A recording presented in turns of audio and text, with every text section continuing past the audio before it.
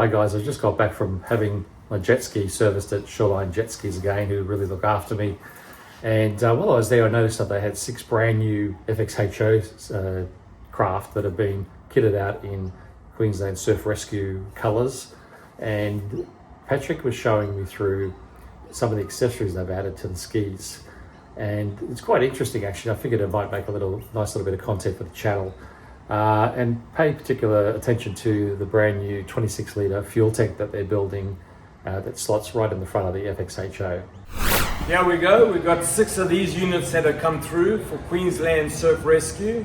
They've obviously been decaled up for emergency rescue look. It's really come out really nice. Surf life saving, surf rescue, it's branded up. We've done nice custom regos on the side, as well as then we've mounted up a Garmin 55, which is really nice screen size. Notice there's a spotty on and off, simply by a nice little waterproof switch in the internal compartment, and then your port and starboard lights, proper quality LED lights. So it illuminates up really nice. Get you out there early mornings and late at night.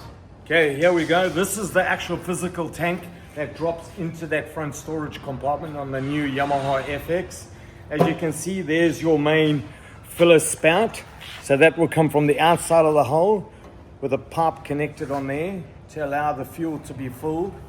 Like I mentioned, this is a 26 litre capacity. And then at the same time, this is the takeoff at the lowest point, and that is taken up to the main tank. And it purely works by vacuum to extract the fuel out of this tank into the main tank. So very easily done. There's mounting here for the main plastic divider. So anything on the storage side is not going to fall over to the engine compartment side, and that's critical. And then as you see, it's got little legs. These are meant to have rubber strips on here, just so that it's no metal to fiberglass, it's rubber to fiberglass. And then at the same time, we run these really good quality straps over the top of the tank, securing it nicely into the front compartment. And as you can see, when I open up here, you actually physically see the tank itself.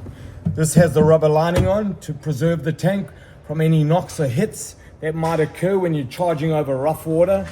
So by putting the rubber, and there was something that was bouncing around, the rubber is going to absorb it before it scratches or marks the aluminium. So it just gives it some more durability. And then as you see, there's the rubber supply pipe, which then would be connected to this. A little bit hard to see with the tank in place because it's so well fitted inside of there. By having it and looking at it just like this, gives you a really good idea of the size of it. And this is custom built. We build these on site here at Shoreline Yamaha, or hand welded, TIG welded, AC welding. Again, you know, we've taken a lot of time and effort to preserve or perfect this component. So yeah, there it is in a nutshell. And simply fill a cap there. You'll fill this, but you would essentially fill the main tank first and then the reserve tank.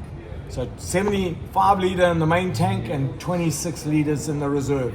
And as you use the craft, it will automatically pull the fuel out of the reserve tank into the main tank. So the idea is that it will just keep the fuel gauge filler for longer. A really nice custom rubberizing on the footwells. These we've put on the pull-out cleats. The nice thing about this, it really gives it good traction as well as full length support and scratch resistance to the hull. And if there was any impact, the rubber's gonna take the blow, not the hull, which is really nice. We have a lot of units that come in with top footwell gunnel damage from other skis or docks. And by adding this, it just gives it that nice length of added protection.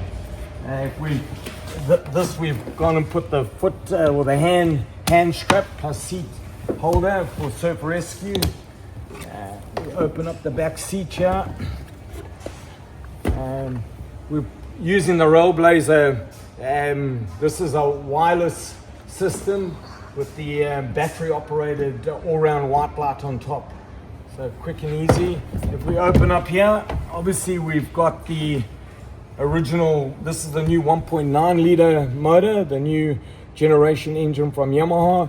The added features here that we put on is the fogging kit to allow us to easily fog and lubricate the top end of the motor. And that's real important for longevity. We open up the rear here. We've done a dual battery system. A little bit difficult to see on this because of the new silencer system on the 1.9.